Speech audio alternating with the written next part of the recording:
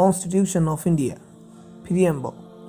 We the people of India, having solemnly resolved to constitute India into a sovereign, socialist, secular, democratic republic, and to secure to all its citizens justice, social, economics, and political liberty of thought, expression, belief, faith, and worship, equality of status and of opportunity, and to promote among them all fraternity, assuring the dignity of the individual and the unity and integrity of the nation.